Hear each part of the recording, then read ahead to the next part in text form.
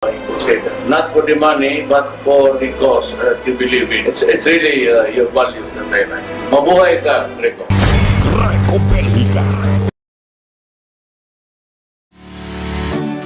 You can now listen to RJFM and DZRJ 810 AM from wherever you are. Just type in RJ 100.3 FM on TuneIn Radio, Streama, Radio Garden, and just type in RJFM for online box radio. For DZRJ 810 AM, just type in DZRJ 810 AM on TuneIn Radio, Streama, and Radio Garden. Happy listening! Pasko, Pasko na naman, Pasko na naman sa ating bayan. Ito po si Atty. Nikki De Vega at ako naman po si Atty. Carla Nicolas para sa programang Ang Buhay at Batas. Bumabati sa inyo ng isang maligayang Pasko at manigong bagong taon. Ako po si Banat Bay ng Trending News dito sa DZRJ. Bumabati sa inyo ng Blessed Christmas and a Happy New Year. Tuloy-tuloy lang ang banat. Hi, I'm Barbie Atienza of Good Job Philippines, wishing everyone a very Merry Christmas and a Happy New Year. Ito po ang inyong lingkod, Tita Carmen Ignacio ng Palatuntunang Pulso ng Sambayanan na bumabati po sa lahat ng isang maligayang Pasko at manigong bagong taon. Hello, DZRJ fans! My name is Ira Panganiban of Free Spits. I'm wishing you guys a very, very Merry Christmas and a Happy New Year. I hope you guys have a great time. May peace and love for one another reign in our hearts in this season and beyond. Have a Merry Christmas and a brighter and prosperous New Year. Jimmy mo na to po, tsa-tsahin mo, baby! Hi, this is Johnny Gomez of Johnny Gomez Live, wishing us all a very meaningful Christmas and the best of 2022. Happy Holidays, Kabandito! Hi, this is G and Marge Santos of Mystical Buffet. Season's greetings to everyone. Here are warm wishes for a safe, healthy, and COVID-free 2022. Merry Christmas! Hi mga kapugad, ito po ang inyong mga lingkod. Ako po si Mark Lopez. Si Doc Ethel. Maricar Serrano. Darwin Cañete. Tom Berenguer. Manny Biernes. Kami po ay bumabati sa inyo ng isang maligayang Pasko at manigong bagong taon. Merry Christmas and a Happy New Year from all of us at Teleradio Bandido TV. Pasko, Pasko na naman.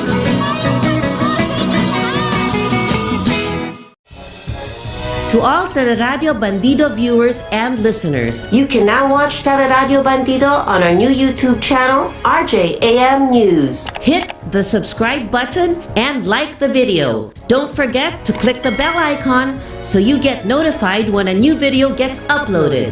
Don't miss out on our dynamite lineup.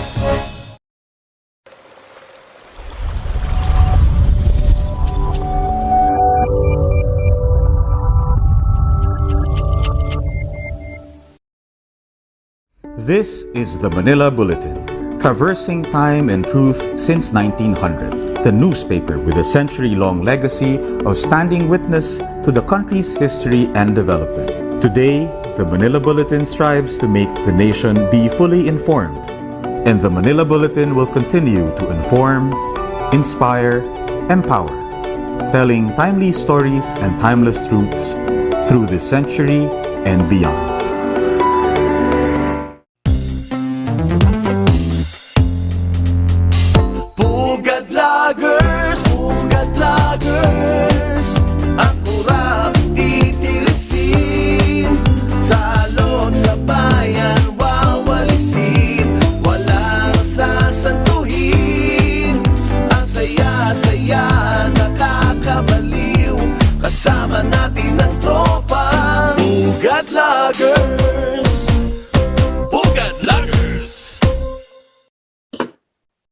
Live!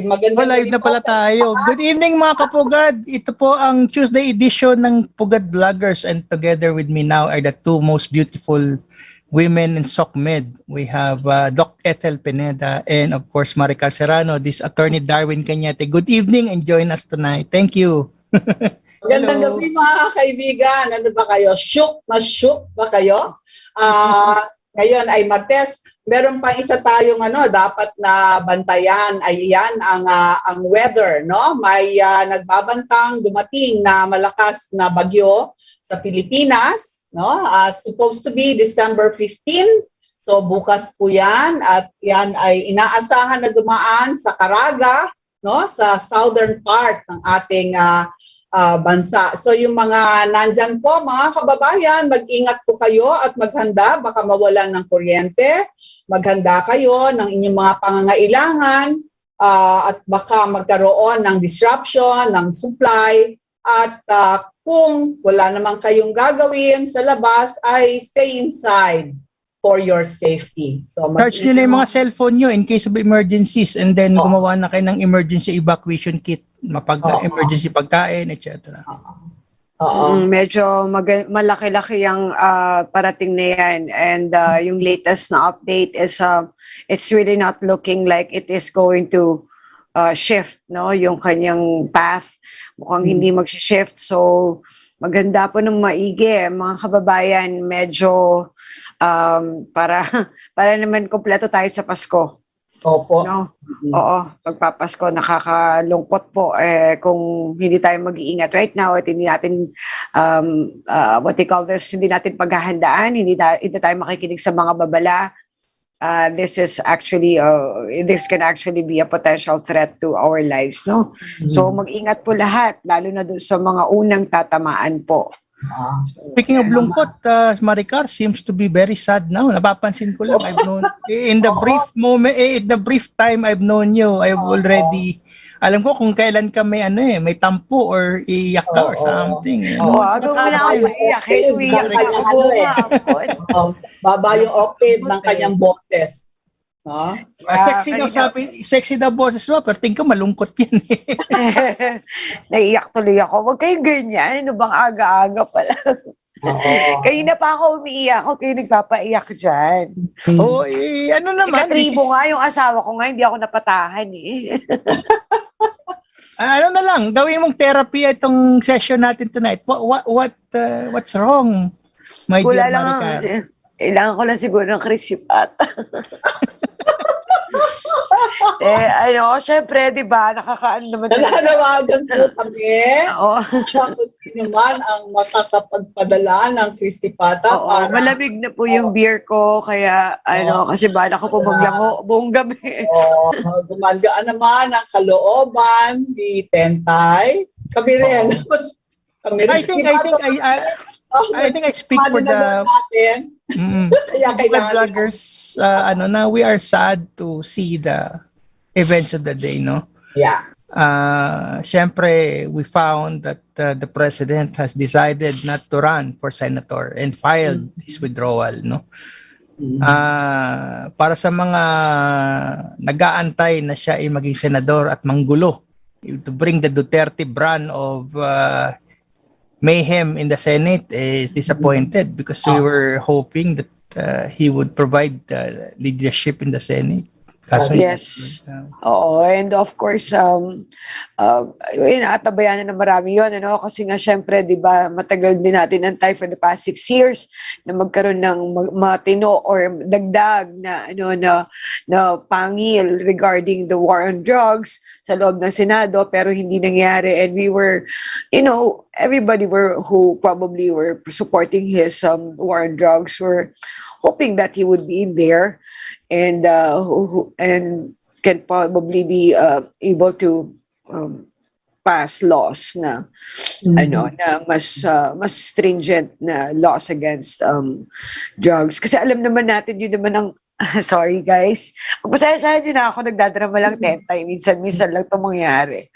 And alam naman nating lahat na naano si tatay because of that, no? Yun yung talagang pinaka monumental na na achievement, I think, of the president. In fact, ang daming mga tao sa ibang bansa na nagsasabi na hihiramin nila si tatay in order for them to be able to start, a drug war the manner that he did. Yun, medyo nakakalungkot talaga kasi, well, hindi pa ako sawa eh. Gusto ko pa ng more of digong pa. And I was hoping really, I was delighted to hear, no October 15 that he was going to settle for the Senate post. Hindi nangyari. So medyo Ikaw, Doc, anong impact sa'yo, Doc, when you heard the news? With Senator Bongo, he has announced it 2 weeks earlier, so it was just a matter of time, no? That he would file it or not at all. It's fine with me whether he files it or not, no? But with the president, it took me by surprise, no? Like Maricar, I was hoping that he'd be in the Senate, no? A firebrand senator, no? Yes. Probably the Senate president or heading a very important committee like the Blue Ribbon Committee, so that he will be able to continue what has been left undone, no?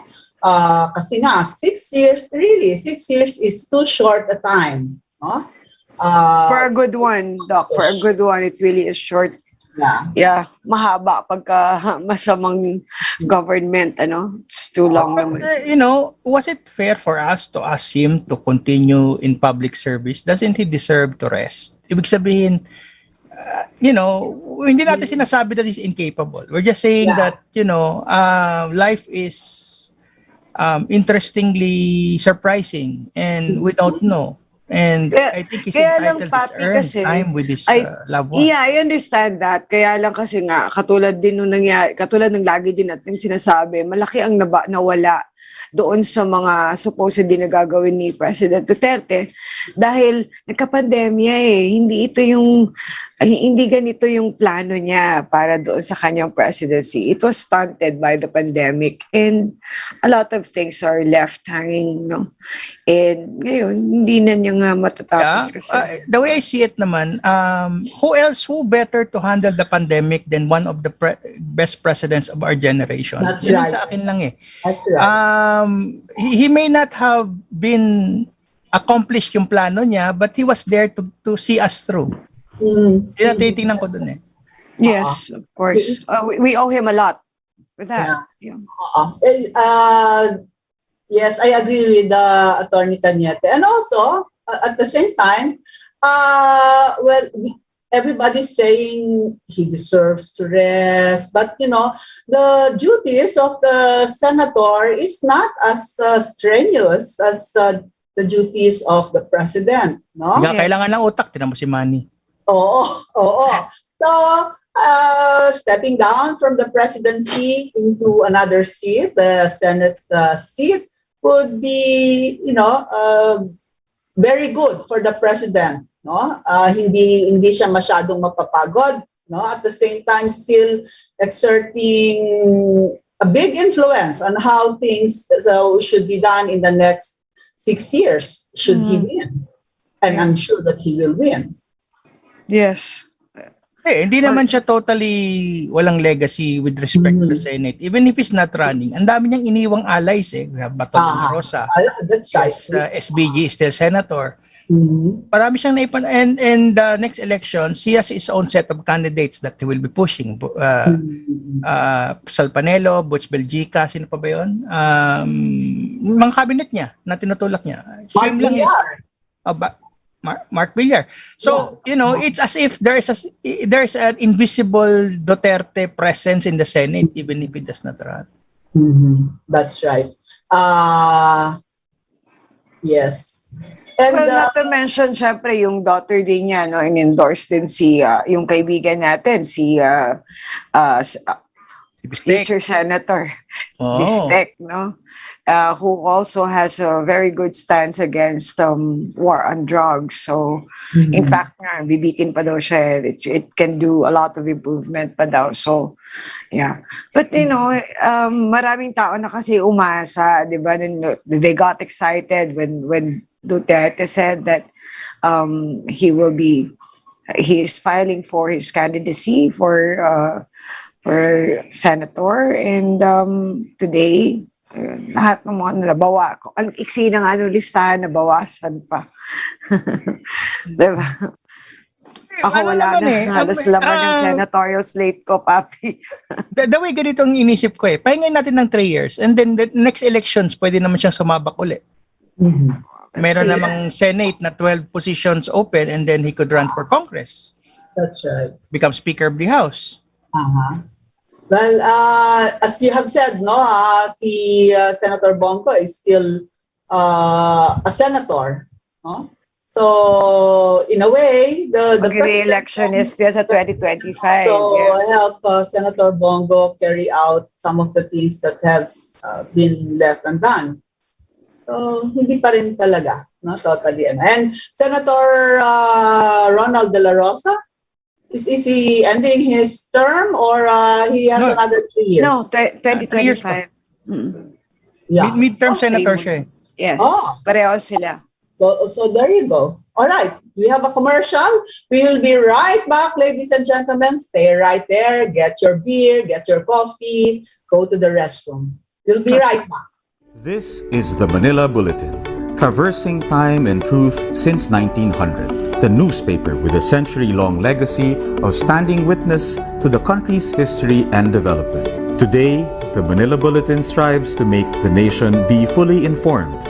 And the Manila Bulletin will continue to inform, inspire, empower, telling timely stories and timeless truths through this century and beyond.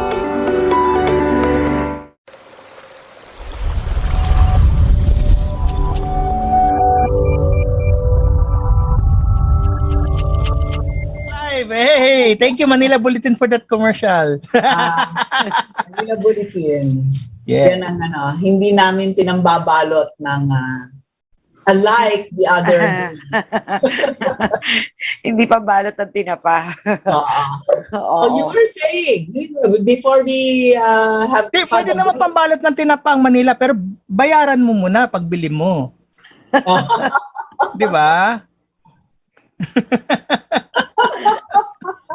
But we have really good friends in the Manila Bulletin. One of them is Miss Crisette Laureta Chu. Yes. So, yes. And ano siya she has a project, I think, as thank you. May annex yata yung isang floor doon sa may bahay ni President Duterte. Gusto niyang gawing parang daycare or childcare annex, no? Part ng building na tinitirahan ni PRRD. I think that's a good cause. Tingnan nyo yung ano niya. Sa right side? Doon sa right side, yung lagayan ng mga may mga siya doon fish tanks or aquarium naman na Tsaka yung relo. I think he loves relo. He loves watches. A tremendous public response dun sa proyekto na relo na yan. I think 3 times what we asked for, what she asked for. Alam mo kanina, Doc, medyo nagigilty rin ako why I'm crying so much. Kasi sa totoo lang, aminado talaga ako. I bawled like a baby.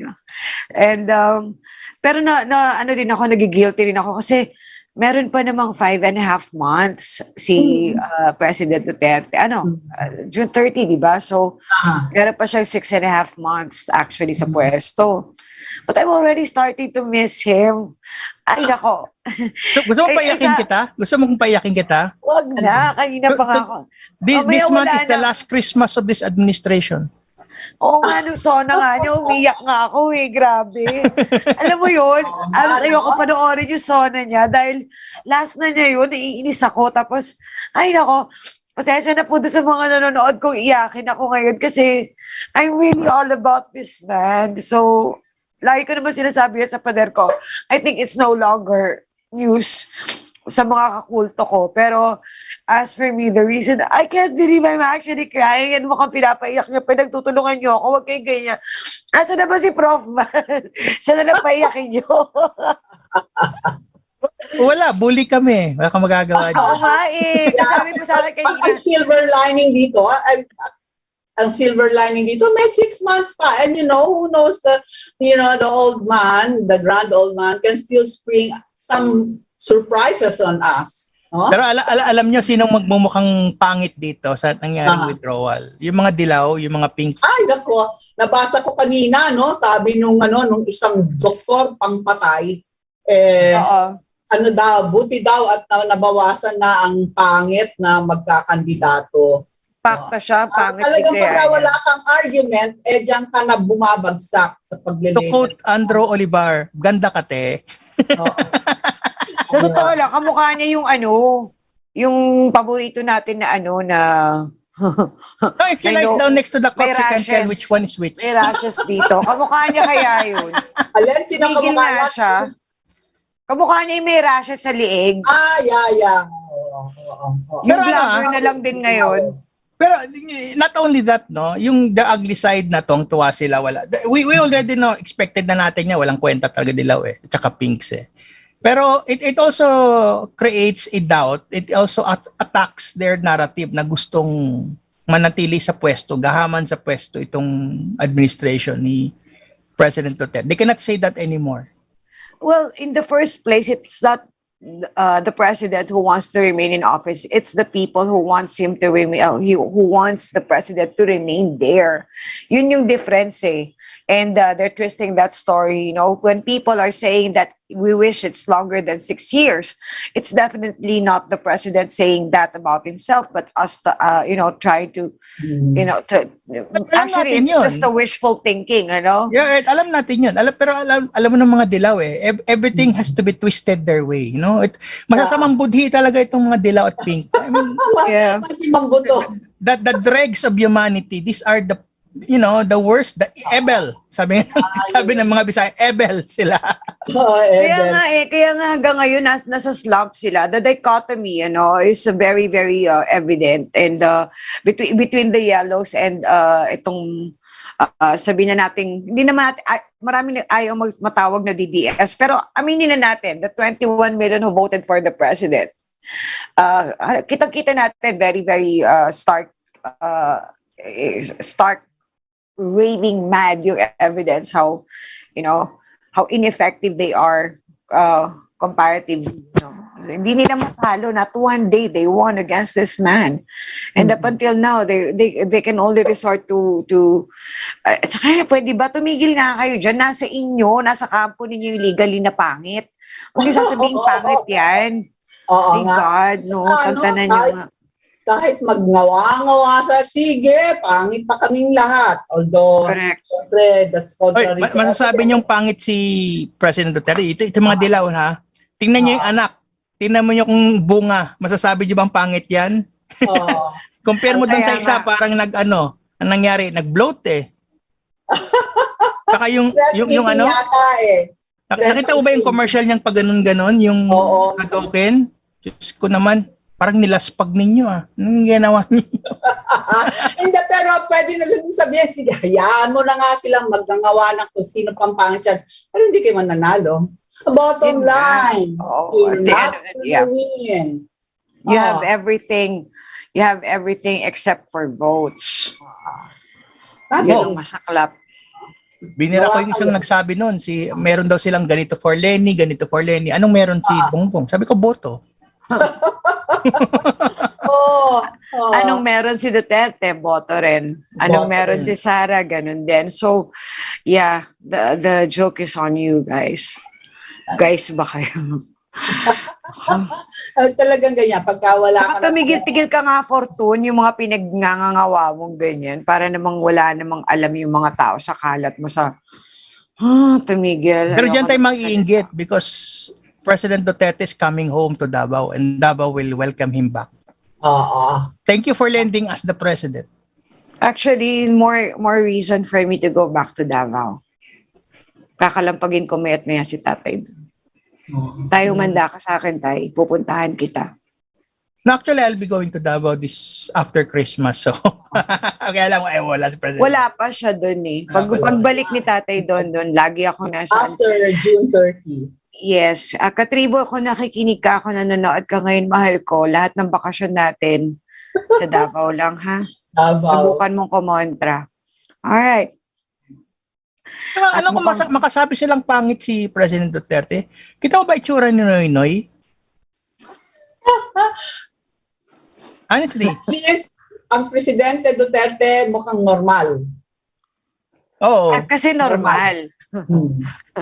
Kasi normal. Tsaka tigilan nyo kami, dami kayang babae ng presidente, itong mama na to, ang daming chicks yan, no? Imigil kayo. Kayo nga, sineset up nyo pa sa kung saan-saan ng mga peking dates. Sa mga pageant winners pa, para kunwari meron siyang. Tumigil kayo. Ano nangyari? Parang si Jim? Oo nga. Diba? O kanino niya pa siya inirereto dati, wala naman lahat yun. The saddest thing about him is he died alone. Isn't that the saddest thing in the whole world? No, he did not. He was with these two greatest loves. Yeah, the right and the left. Yeah, but he died alone. That's one of the saddest things, no? To have gained so much power, you were a president, but in the end, you were alone. Uy, Professor Van is with us. Good evening, Professor! Oy, nakapagilid ka. Ayan. Okay. Yun. Kadarating ko lang.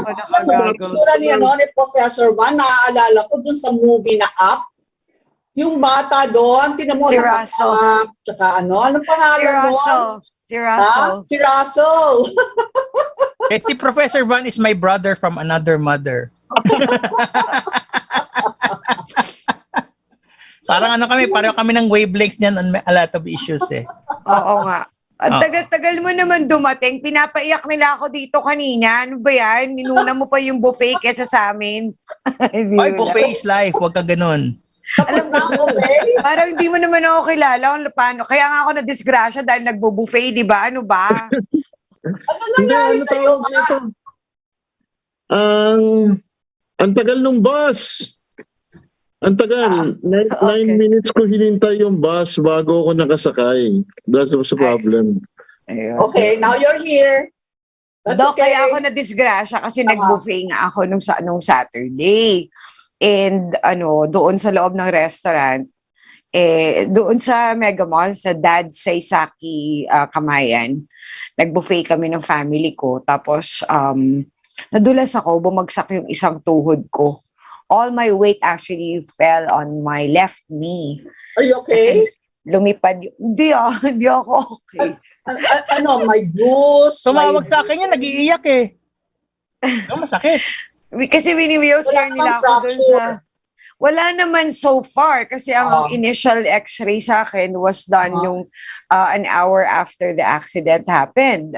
But may pa ako, schedule pa ako ng follow-up na x-ray kasi nga, grabe nga makalakad hanggang ngayon. Oh, nako. Di ba may liability ang restaurant dyan, Atty. Darwin? Yun ang thinking ko talaga. Sabi ko nga kay Maricar, ipa-blatter mo yan, ipa-record mo, ipa-document mo yan. Kung gusto mong ihabulin, habulin mo. Yeah.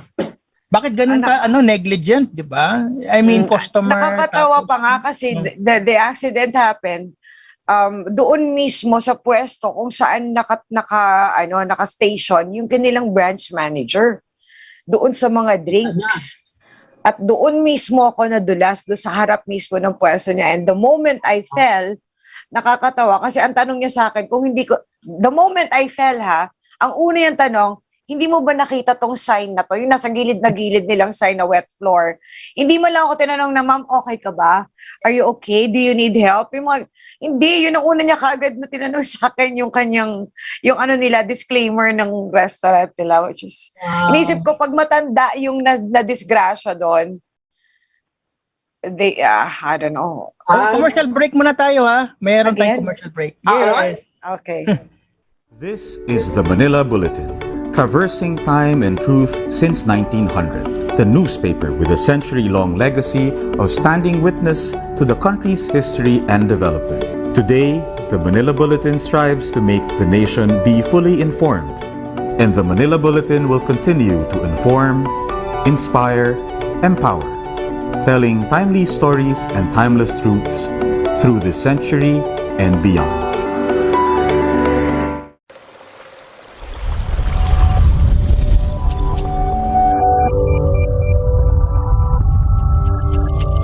Professor Ibernas, anong take mo sa araw na ito? What do you think, what's your opinion, sir? Well, actually kasi, parehas kami ni Maricar, shell-shocked. Di ba? Shell-shocked. I really don't know what happened here. And wala. Ang effect sa akin, no? Ang effect sa akin is I suddenly became, ano tawag nito? Undecided. Suddenly became undecided kasi the guy that I was going to vote for officially withdrew, no? Tapos President Duterte withdrew for yung kanyang run for the Senate. So yun, hindi ko pa napaprocess yun. Actually, hindi ko pa napaprocess what to think, no? So actually, shock din lang ako, no? Tsaka siyempre kumakain kasi ako, hindi ako masyado nakapag-isip. His withdrawal, no? The PRRD's withdrawal is totally unexpected. Well, yes, nobody saw it coming. Yeah. Pero Doc, pero parang given the turn of events, it sort of makes sense, no? It sort of makes sense. Kasi pag binasa mo, reading doon sa statements, no? Parang ang lumalabas talaga is that si Senator Go was running at the insistence of the President, no? Tapos siguro para palakasin ang loob ni Senator Go, no? Sabi ni President, sige, huwag kang mag-alala, sasamahan kita. I will also run. No? I'm just speculating because walang balitang dumarating sa akin dito. But yun yung nakikita ko, no? So parang the President, I think, told Senator Go na, okay, I will run with you, no? Sabay tayo, no? And I think that's what kept the two together, no? So there's a huge reason why Senator Go is not pushing through anymore, no?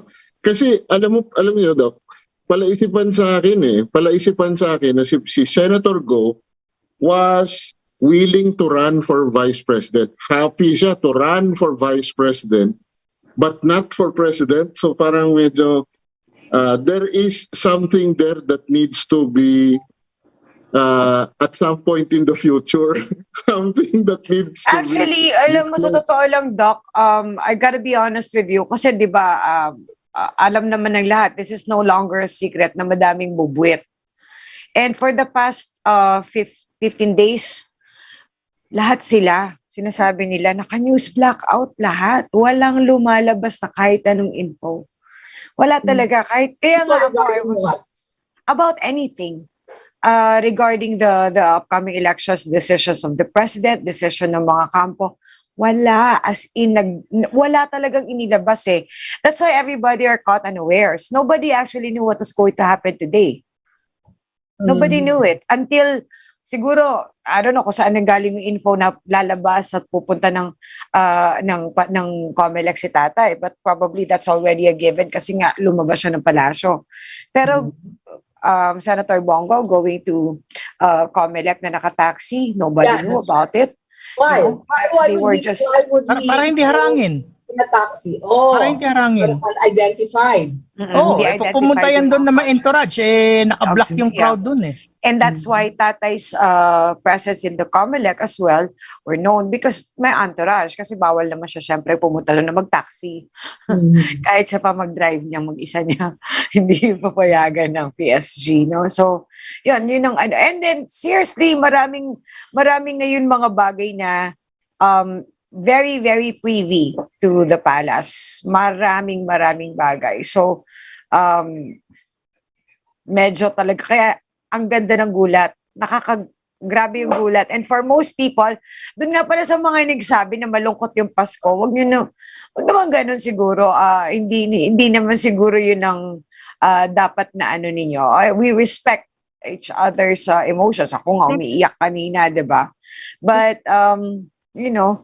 Christmas is not about us. It's about our faith, no? So I was thinking, did the president feel that the people's sort of rejection of Bongo because he had such low numbers is a rejection of him? No, did he feel bad about that the people didn't readily accept Bongo as their candidate? I know that there's still a lot of time. Election is still 5 months off, and there's still a lot of things that the president could have done if he wanted to raise that, to lift that number. But I was just thinking, did he feel that way, that it's some sort of a rejection? Dok, kasi ang lumalabas pa lang na survey, no? Ang lumalabas pa lang na survey is yung sa yung sa Publicus, which covered November 16 to 18, no? November 16 to 18. So yun nga yung pinapaliwanag ko sa series of posts ko, no? Yung numbers ni Senator Go doon sa Publicus was just a few days old, no? A few days old. So naturally, mababa talaga yung numbers na yun.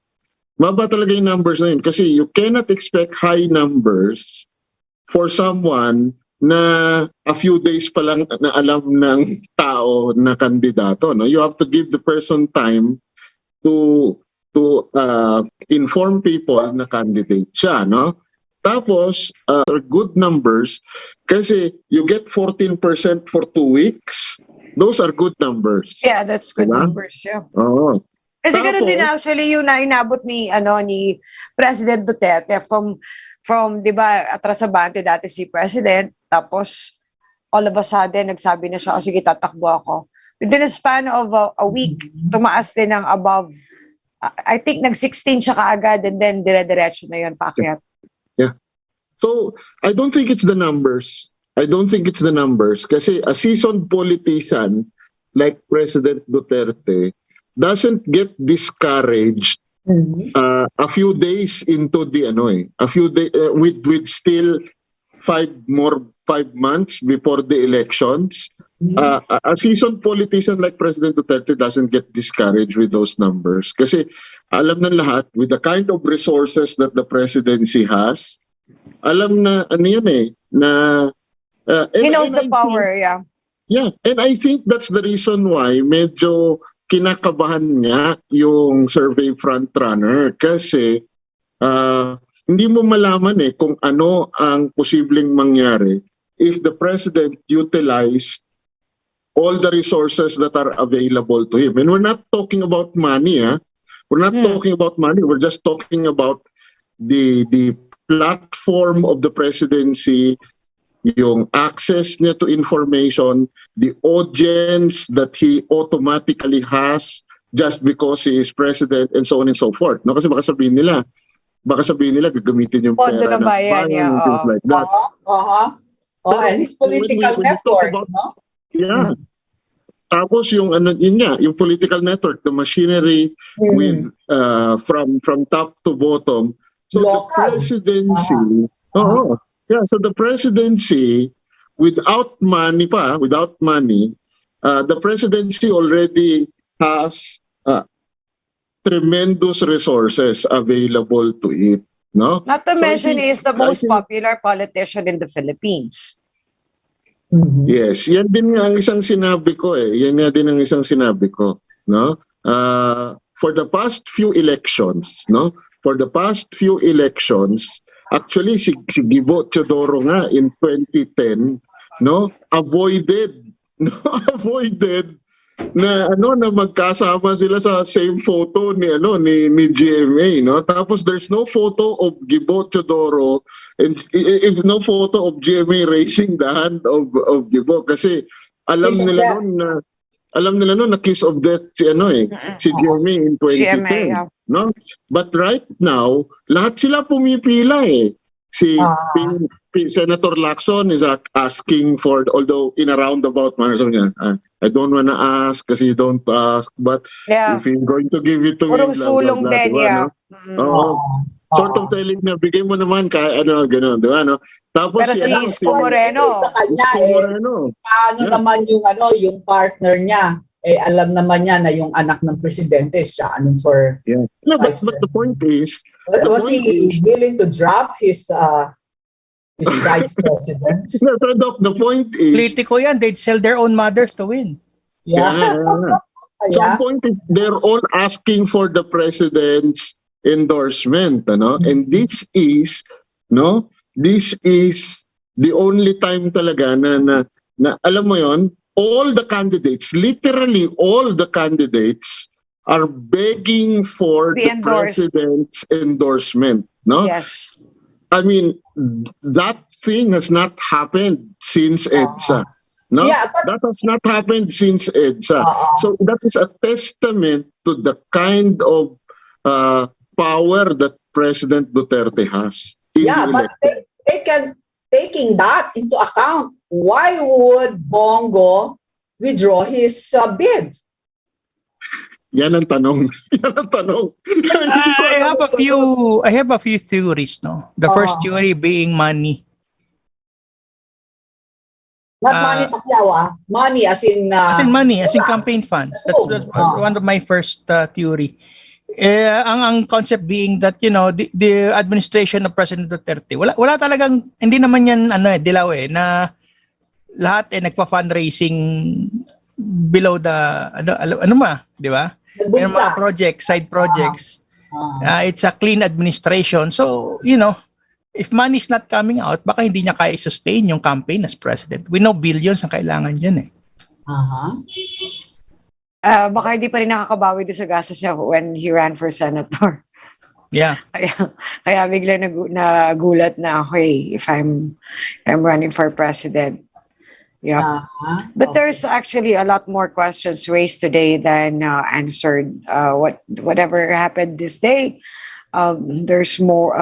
It actually built more confusion to the minds of the Filipinos. But for most, for a lot rather, it's ano tawag nila doon, Doc? Wala nang duda. Eto na, sigurado na kami.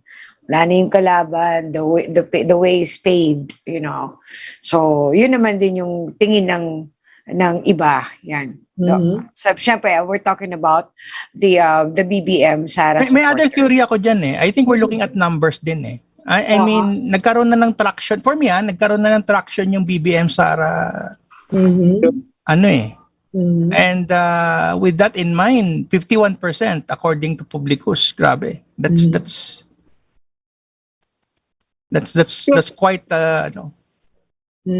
Pero kasi ang narrative ni Senator Bongo is that from the very beginning daw ay from the very beginning reluctant. Reluctant siya. So which yun nga, the question is more than happy siya to run for vice president but not for president, no? So yun ang unanswered question sa akin, What's the difference? Kasi if money is the problem, mas malaking pera for president. Yes. But you're going to spend money for very good point. You're going to spend serious money. Okay, diba? Commercial muna tayo. Commercial. This is the Manila Bulletin. Traversing time and truth since 1900, the newspaper with a century-long legacy of standing witness to the country's history and development. Today, the Manila Bulletin strives to make the nation be fully informed, and the Manila Bulletin will continue to inform, inspire, empower, telling timely stories and timeless truths through this century and beyond.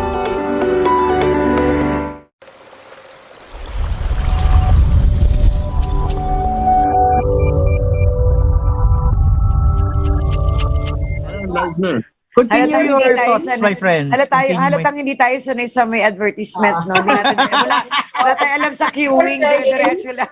Continue. Continue. Yes. What were you talking about? Yung ano? Why would he be so?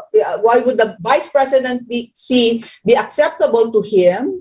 But he was eager to run as vice president. But when the presidency was offered to him, he was reluctant. Why? Yan ang question. Ano kayang intervening circumstance or facts that change his mind? Actually, it could be big, dahil considering what happened today, hindi lang siya ang nag-withdraw, pati si President Duterte. So there's actually more than what meets the eye. And again, if I may be permitted to repeat, this actually raises more questions than answers. Yeah, it raises more uncertainties. Yeah. Cryptic din yung statement ni Senator Goy, di ba? No? Kasi yung isa pang element ng kanyang statement, consistent, no?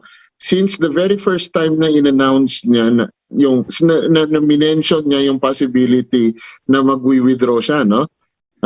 Yung isa pang parati niyang binabanggit is mahal niya daw ang pamilya Duterte, mahal niya si President Duterte more than a father, no?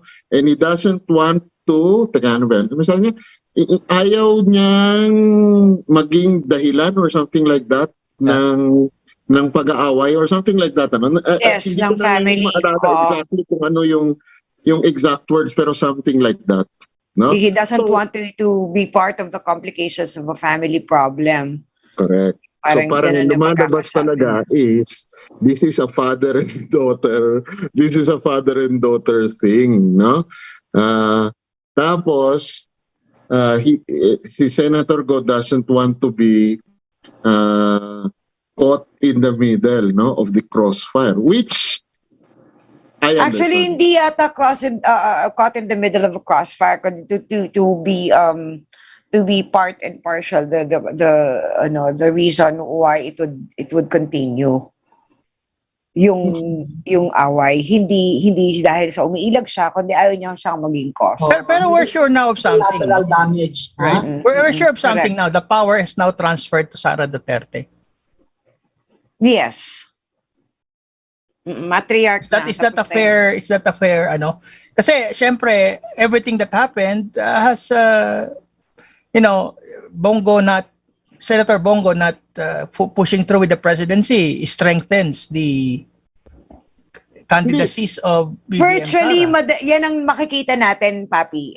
To be fair with you, virtually yes, yan ang madaling makita ng mga tao. If we're going to be forced to translate anything right now with what's going on, that would be probably the prevalent impression of the public. Ako kasi the way I see it is that whether or not Senator Bongo runs, wala nang problem sa Sara Duterte. Absolutely. Diba?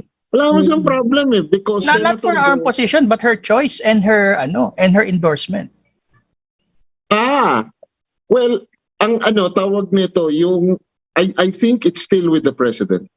I think it's still with the president, not with Sara.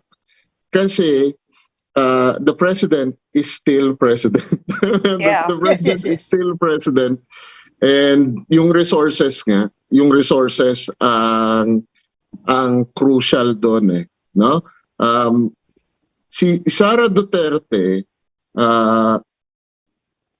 is powerful, yes. Is powerful kasi ang maganda sa kanya is that acceptable siya to almost all sides, 'di ba, no? Yung side ng mga Marcoses because siya ang katandem ni BBM, okay siya, no? And yung President Duterte is not going to ruin the chances of her daughter to be vice president, no? I think that is pretty clear. So wala siyang issues doon, ano?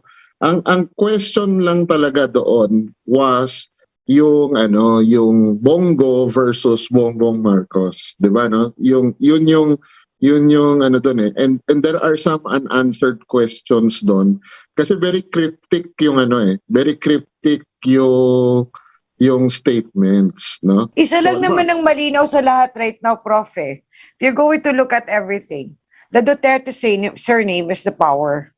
Nandyan mo talaga makikita kasi kita mo, si President Duterte hindi nag-wane yung kanyang popularity, up until now very high. Regardless of what's going on sa election what they call this issues ngayon, ganun pa rin kataas ang approval rating niya. And Sara Duterte, for crying out loud, has more as higher percentage than the president that she is in tandem with. Pag tinignan mo yung numero, mas mataas ang numbers ni Sara kaysa kay BBM. So sobra talaga solid ng Duterte na surname. Yeah. So, we are assuming, no? And it's fair to assume that she's gonna win.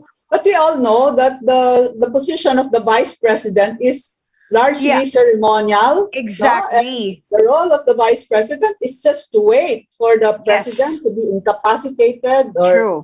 It's even useless by Lenny's term. Wait for the next 6 years. Meanwhile, what will happen to her after the 6 years? No, I think this is a unique partnership. Pag nanalo itong tandem na ito, I think one of the concessions here is that she will be given a powerful and significant post.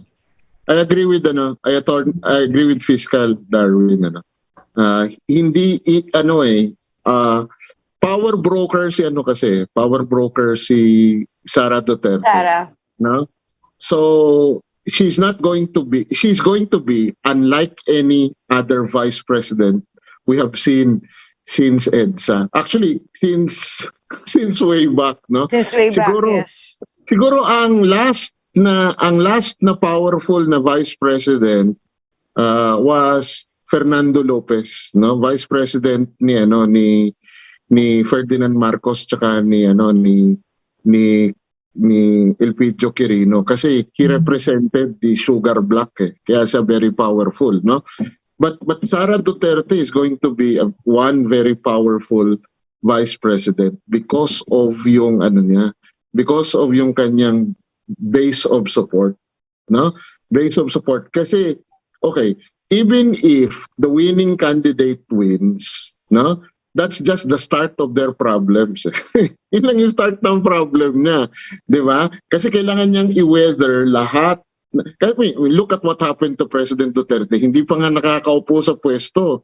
At dami ng, alam mo yun, inulan na ng kung ano-anong batikos, no? And it is a testament to the skill of President Duterte that he was able to withstand all of them. And win against it as well. Withstanding is one thing. Correct. Winning against this is another.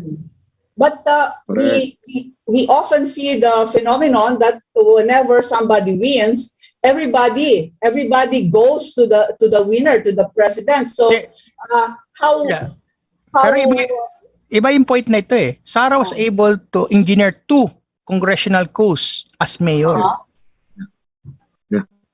Tsaka Doc, fleeting yan Fleeting yung honeymoon period nilang tinatawag yan di ba? Honeymoon period nilang tinatawag yan. But that can be very fleeting. Especially if you don't know how to manage yung mga crisis. Alam mo yun, kapag hindi maganda yung crisis management mo, di ba? Pwede kang bumagsak. Now, sometimes it takes longer than others, no? Kasi for example, si Gloria Arroyo, grabe yun Crisis yun from day one, no? Crisis siya from day one. Totoo yan. Si Noynoy Aquino was able to stay for about mga 3 years, mga ganyan, bago siya pinutukan ng crisis beginning with Yolanda, no? So, hindi natin malaman, Doc Hindi natin malaman yan kung how long. Tsaka, Doc, sorry, with your permission, Prof. Let's face it, people actually rallied behind the president after McCoy Kay Duterte na, wala tayong nakitang ganyan. Hindi ganito ka-emotional ang mga tao dati sa presidents. And, well, we are looking at BBM right now with the same amount of support, or at least the same emotions that the people had for President Duterte. But we cannot exactly promise BBM that it would be the same. No? Kasi aminin na natin o hindi, ang naipanalo ni BBM was 14 million noong 2016. We're not exactly sure kung nadagdagan yon dahil kay Sara. But we are looking at about with the what they call it, yung sinasabi nga na actual numbers ng votes ni President Duterte is 21 million. Dito balik tayo sa math, ano? So meron pang deficit na ilang milyon kung sa ano, from 14 papunta sa 21, you're talking about 7 million na kailangan niyang makuha din just to ensure his presidency. Right. Let me cut you short, guys. It's already 4 minutes before we end the program. So if you have any words to say, it's been 1 hour. So go ahead. Ayun, anyway, wala lang. Bumalik lang ako sa matematika dahil yun ang pinaka-weakness ni Lugaw. Yeah. Prof? Wala nang iba. Doc? Well, what can I say? It's really very exciting, so that 1 hour is not enough to discuss all the things that we want to ask and want to say, no? But there will be 5 more months, or 5 more months before the election. So I think that there will be more time for us to discuss all this. And who knows, there might be some more surprises down the road. Surprises along the way. Totoo. Diyos ko, ako kinakabahan din. Pero, oo. Ano naman, tawag nito para naman sa akin. Ako, personally, I entered this arena of social media because of the president. No? So, yun na naman talaga yung reason ko. Because of the president from the very beginning. No? So, ang mangyayari dito with the president bowing out, no, with his candidate bowing out, I become a spectator, no, which is why I'm going to enjoy the rest of the show now. Kasi wala na akong I have no more investments in the elections, no. So I'm going to watch and enjoy the show. Right. So, mga nag-join sa atin tonight, I'm sorry we couldn't mention all your names here, but we have Aniseta Baldillontan, Grayson Glares, Stephen Madison Rohan, Zebi Sabala, Dindin Espinas, Eleanor Manuel, Joel Matias, my friend, Elma Ramos, Iko Cayetano, Santos Evelyn, Mariel Angela Tayag, hi daw sa inyo lahat, Angelo Redaha, Merry Christmas daw sa atin. Happy birthday, Nanay Emma Redaha, 64 years old. So God bless. Jonas Franza Marqueses, John Manuel Asok, Jesse Dan Yu. And to my wife, Wilma, and my two kids, Grace and Sophia. Thank you for joining us. Masaya itong ngayon. To be honest, bitin ako sa totoo lang. Bitin ako. So thank you for joining us, good vloggers. Pwede naman. Oo, and sa lahat ng mga kakulto ko, particularly kay Cristeta Lapitan, kay Yu Chang, and kay Deliang Pasha, good evening sa inyo. Mahal na mahal kita, Katribo. And I love you, Tatay Digong. We love you so much. Thank you, and good evening. Mabakuna po tayo. Get your boosters. Those who have not been vaccinated, the young ones, have your vaccine. Good night. Pugad Vloggers.